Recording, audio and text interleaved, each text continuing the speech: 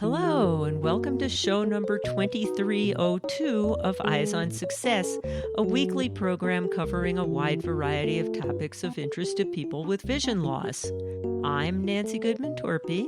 And I'm Pete Torpey. It was a good run, and we were all in it for the same reasons, to make sure that we produced a great product that was going to be successful and help people get employed and get education and grow and enjoy things. And along the way, we happen to make some pretty good money for the venture capitalist. And this week we continue the story that we started last week with three people who made some major contributions to accessibility over the years as technologies continue to change. We'll speak with Ted Henter, Eric Damery, and Glen Gordon, who together were instrumental in the development and progression of JAWS over the years as they reminisce about their contributions to accessibility. But first, for our tip of the week. Last week we had a tip from Glen about following your passion. This week we have tips from Ted and then from Eric on totally different topics. First, Ted. Because I was born and raised in Panama and I go back there quite frequently, it's a third world country. And a lot of blind people down there, they don't have computers, they don't use JAWS. But almost anybody down there and in other less fortunate parts of the world can get a computer and can get JAWS. So I would say, go for it. Get on that computer. Don't just sit there and try to learn Braille. Get on the computer and get the product like JAWS, or of course, there's free ones out there now. But you've got to work at it and do something. Well, in my experience in Panama, there's a lot of blind people that just don't have any opportunity, but they don't take the opportunity to get on the computer. And now Eric speaking about another of his passions. And my tip is, you want to slow down your backswing in golf if you want to strike the ball well. I was wondering if now that you're retired, Eric, you were going to give us a tip about golfing, because I know you love to golf. I'm about 4 rounds a week into it now and love the game. And those of you who haven't tried it, whether you're sighted or not, give it a try. It's not easy. It's a real struggle, but you're out there in the fresh air and you're walking, and anybody can play this game. The ball's not moving on you, so you just got to learn how to swing the club. And there's a lot of great blind golf people around the country. There's organizations. You can search and look into the sport. It's a lot of fun. Support for Eyes on Success is provided by aphconnectcenter.org, empowering people toward independence and success by providing blogs, information, and resources for individuals of all ages who are blind or visually impaired. Information and referral line are at 1-800-232-5463. You are listening to Eyes on Success. Success, success, success, success, success.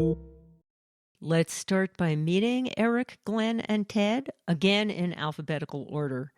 If you would like to hear longer introductions and learn a little more about their individual roles, listen to last week's show, which was number 2301. Hi, Nancy and Pete. This is Eric Damery. Hi, I'm Glen Gordon. I'm Ted Henter. Eyes on Success is made possible in part by our corporate partners. Underwriting pairs the impact of targeted marketing with the integrity of community goodwill. Learn more by sending an email to hosts@eyesonsuccess.net. This week's focus topic is a bit more about the work environment at Henter Joyce, then Freedom Scientific, now Vispero, and about how the JAWS screen reader has had to adapt over the years to advances in computer technology, as well as to the evolving requirements of their growing numbers of users. Let's start with some reminiscences from Ted Henter. Pete, I would like to say a few things about how much fun it was to work at Henter Joyce. we still have a mobile home at a lake near Ocala, Florida. And we'd go up there and water ski. Well, one time we had Andres, one of our programmers, a blind guy from Cuba.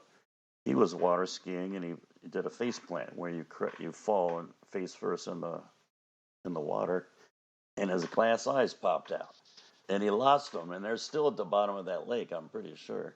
So to finish that story, though, Andres was here from Cuba. His wife was coming the next week, and he was all upset because he had lost his eyes. She hadn't seen him for a long time, and he managed to get new eyes in that time, in that week before she got there. Yeah, I'm glad you added that, Eric. That's absolutely right. I recall Christmas of 1994, the company Christmas party. We didn't have that many people in the company, but Ted and Mel opened their house up, and they lined up some tables and made a big, long Christmas table for dinner, and all of the staff and their families came over to their house, and we had our first Christmas dinner right there in their home, and we would sit and talk, and it really was a family affair. We all worked real hard, but we felt like we worked in a real family environment, and Ted's kids were popping into the office from time to time. Their math teacher, Carl Wise, got hired, put systems together, did support, ended up doing programming, and runs the engineering team today. Still, there's countless stories of people. Donnie Dunn from Oklahoma, Vietnam veteran, came in and did tech support. Donnie had no legs and no eyesight, lost both in Vietnam, and was a fantastic tech support person for a number of years, working for us.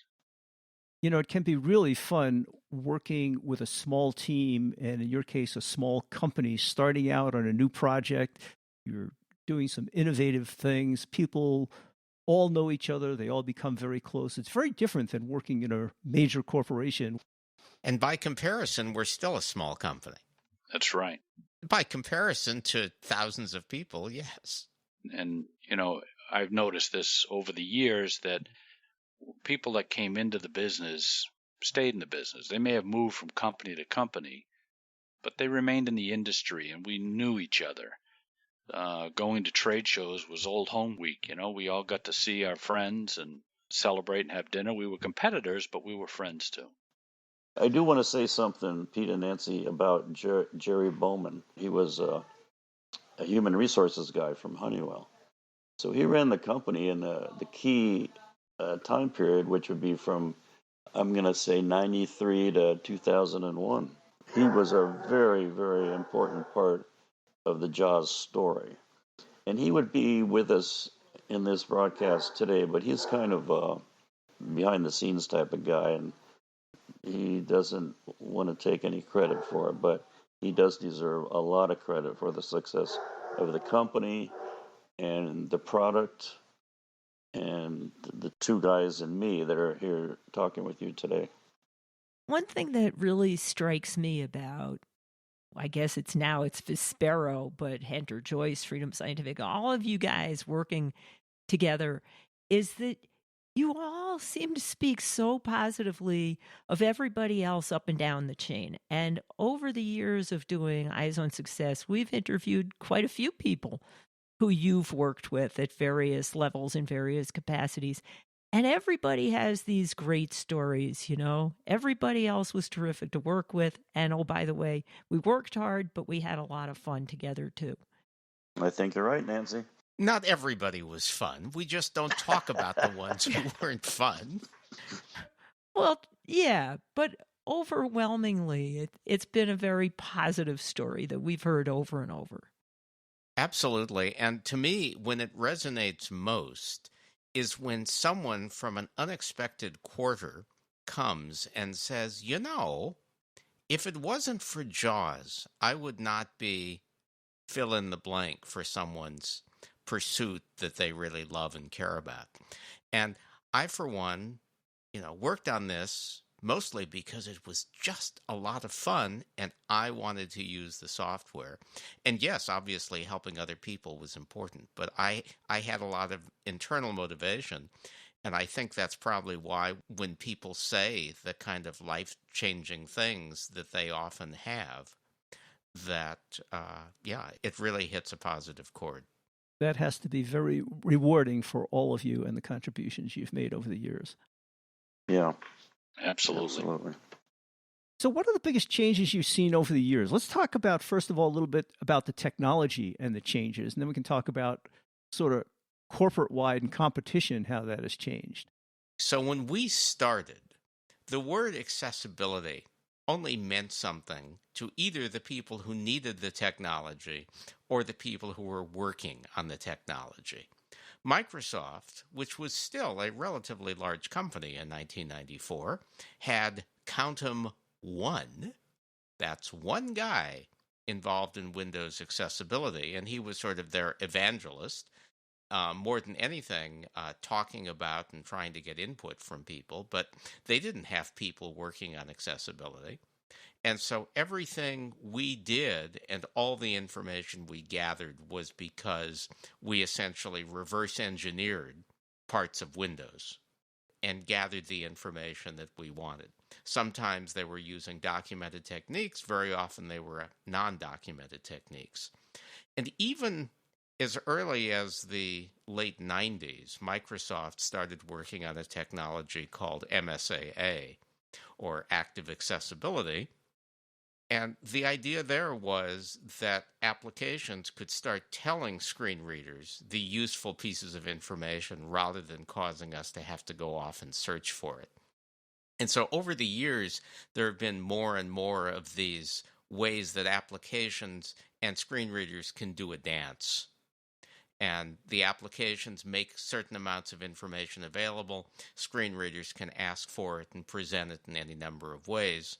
But it's much more of this back and forth than it is the going off and finding information in ways that are undocumented.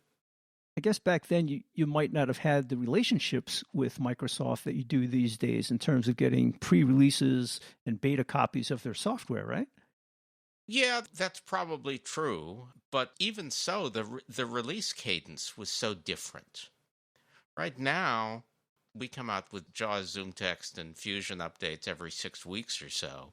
Back then, I can't remember, Ted and Eric, you may have a better idea. I feel like we did an update once or twice a year, more often if there was a disaster, because very often we were sending it out only on floppy disks and CDs. For many years, there wasn't an active internet where everybody could download it. And so, we would build up to these regular releases, and the rest of the time was fielding calls and making changes for the next big release. So it's more incremental now, and just like us, the big operating system companies and the browser companies update on a similar cadence, and so us seeing those early versions is, equally important, and now fortunately they're available. It's interesting. You mentioned the difference in distribution methods and how that made such a difference to what the customer sees. I think of particularly with hardware. It used to be if new kinds of hardware came out to do speech synthesis or screen magnification, you had to buy a whole new hardware board. And these days, that's all done over the internet with firmware updates to change how your system works. I spend a lot less time opening up the back of his computer to change boards these days. Like none. It's great. Back to the Microsoft relationship. In the 90s, there was an accessibility group. It was a relatively small group. They didn't have a lot of pull within Microsoft. It wasn't ingrained in the organization as it is today. And so that has evolved over time. And accessibility really is a part of that organization. And I think that's really helped, but it took time. There were many years where it was pretty frightening that they were going to make some change and all of a sudden we were going to be blocked out. That could have very easily happened, I think. I think it was quite fragile back then. Yeah, I think these days people are much more attuned to accessibility and designing for a variety of people's needs than they were, a decade or two ago.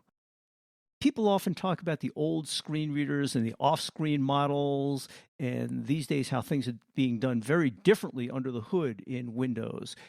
And I guess every time Microsoft makes a big change of their platform, it must really impact what you guys do and how you have to work with their systems.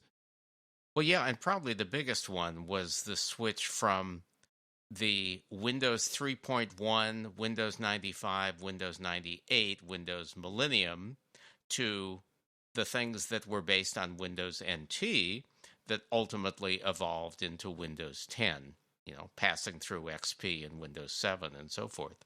That was a major change for us. And we got wind of the fact that Social Security Administration was looking for software that ran on Windows NT.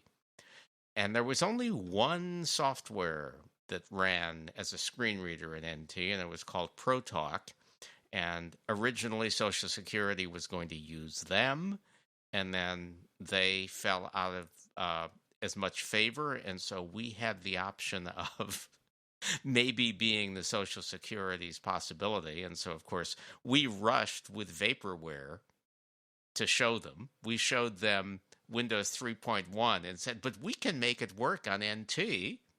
And Eric, I guess you and Ted were both there, so I only was on the phone line, so maybe you can fill in the rest of the story.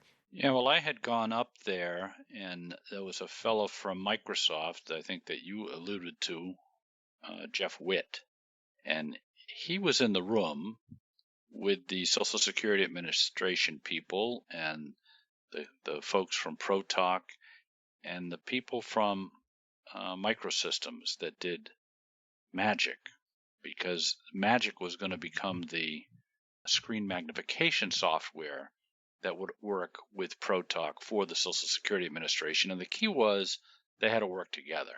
Well, things weren't going so well, and Jeff Witt knew it. And that's when he decided to bring us into the room, and they allowed us to demonstrate. And I did a demonstration in Excel with JAWS and Magic running together on my computer. And it kind of worked, and they were impressed enough to say, let's go to the next level. Some of these changes are hard to accommodate when someone like Microsoft makes a big change like that. Does it involve a total rewrite of JAWS, or can you patch things up? Fortunately, we were able to take almost all of JAWS and make it work for NT. Some of that change came originally for Windows 95 and 98. So we had gotten a jump start, just as luck would have it. And then we were able to take that code and then write one layer that was NT specific and put it all together. And miraculously, it did seem to mostly work. Yeah, and as I recall, guys, Microsystems software, they had Magic running on Windows NT. And we got to talking to them, Eric did, and we worked out a deal. We bought that technology from them, and they worked with Glen, and Glen made it work with JAWS. Is that correct, Glen?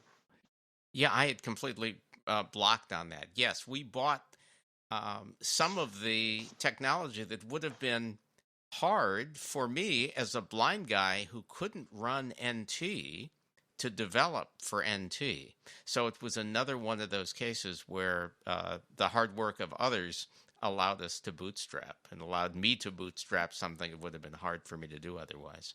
Yeah. The other technology change that was happening around that same time as NT was finding Eloquent Technologies product, Eloquence, and introducing a software synthesizer that we could ship with every license at no extra charge to the customer. And that was a significant breakthrough and really helped to expand to so many users now that didn't have the wherewithal to also buy a $1,000 synthesizer to go with their screen reader. So that was a big technology change too, and that happened right around 97. Oh, so building in the synthesizer into the software instead of having to buy a separate hardware device. Yep. Mm-hmm. Eric, how did that happen? Wasn't it your your wife that answered the phone or something like that? She did. She had answered the phone and passed the call on to me. We had already started working with digital at the time, Deck Talk. They were creating Access 32, and I had spoken with them, and they wanted to sell that product and still charge about $495 retail for Access 32. So that was still going to be pretty expensive. And then the other one was Russell Smith at Pulse Data, who had Kino Gold, and he had their software synthesizer, and his was going to be about $295. But when we heard Eloquence, it was just so good, at least in English. I mean, it included about 5 languages, but they're not that great. But for English, it was very, very good, and that really, I think, helped turn the corner for us. And it was right around the time that hardware was getting good enough that it could support a software synthesizer. Probably 2 or 3 years earlier, it would have been much more of a reach. So the PC processors themselves weren't powerful enough to run a speech synthesizer along with a screen reader. Yeah, they were on the edge. And even so, between the time we first introduced Eloquence and now, PCs have gotten so much faster that the benefit of a hardware synthesizer has long ago disappeared. And as sophisticated and as well as our screen readers work these days, it seems like you're always playing catch up because people are finding new and different ways of using technologies. I mean, I think particularly of these web-based applications now instead of being standalone applications. And there's always some changes you guys have to make in the screen readers and what you do, I guess. Yeah, I mean, you mentioned the web-based technologies, and that's something that I think folks have probably forgotten about now because it's become so commonplace. And that's the way that everybody views the web if you're using a screen reader, which is that you take a web page, but you navigate it as if it's, a document in Word or a document in your favorite word processor, obviously with a lot more shortcuts. But that logic of being able to review things in a more incremental style was not how it began. When we first demonstrated Netscape would read the page from top to bottom as it populated, and you could tab, and as you were tabbing, you could hear the name of a link, and you could press enter on the link. But that was it. Right? And initially that seemed good enough because web pages were simple, and just because you could read content and navigate from one thing to the next pretty easily, that seemed usable. But clearly it wasn't by today's standards. So there's still some challenges and work ahead. Yes. Well, thank you guys. This has been a fun interview, and it was great getting you all together. And again, I want to thank you for the contributions you've made to people like myself who use these tools professionally and at home. You're welcome, Peter. Yeah, thank you, Pete and Nancy. And we've had a relationship with you over the years because you've been part of that beta team. You've been insightful in helping us improve the product just like everyone else. And we couldn't have done it without the help of all the customers. Absolutely. Amen. Thank you both for having us on. Thank you. You are listening to Eyes on Success. Success, success, success, success, success. Now, for this week's final item, how to learn more about Vispero and Freedom Scientific and their products. And for an extra treat, we'll hear Eric talking some more about golfing and how you too can get involved. If people want to find out more about Freedom Scientific and connect with them, how can they do that? So the Freedom Scientific website is freedomscientific.com. You can either enter that in the address bar or any reputable search engine will take you there. I host Freedom Scientific's podcast, FSCast, and you can write to me at fscast@vispero.com. And give people an idea of what kind of topics you cover on FSCast. It's a combination of things about our technology and blind people doing interesting things. very often with our technology, but not necessarily always. So a little bit like Eyes on Success. Perhaps we give you a little bit of a run for your money. I think you do. You do a good job of hosting that FSCast. Thank you. Does Freedom Scientific have a social media presence? So there's our Freedom Scientific website, which is freedomscientific.com. And we are also on Clubhouse, Facebook, Twitter. We do a bunch of Zoom events. And you can get to information about a lot of that at freedomscientific.com/training. We actually did a show with a blind golfer. And at the end of the interview, we thought we were all done. We asked him, was there anything we missed? He says, would you like to hear about my hole-in-one? And so we did. That's great.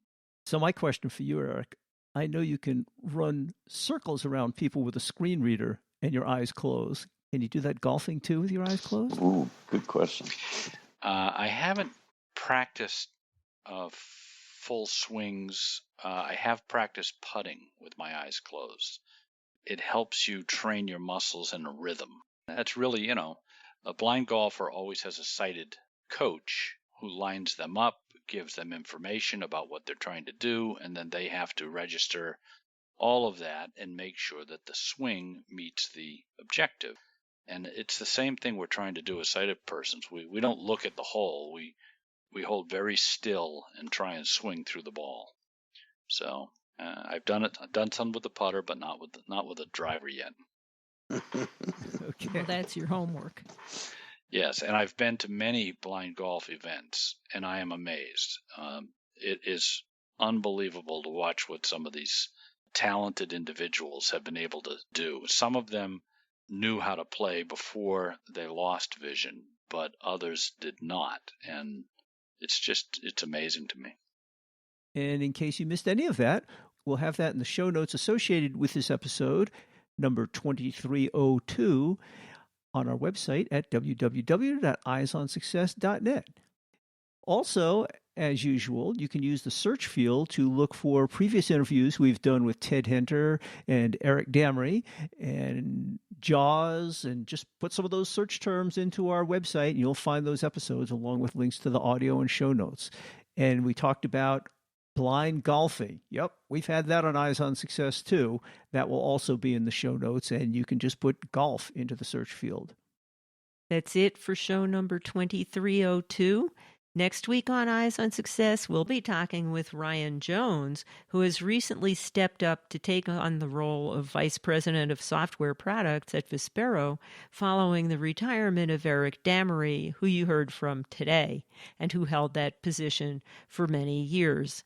We'll talk with Ryan about how his long career with Vispero and its predecessors prepared him for this new role and his outlook on the future of accessibility.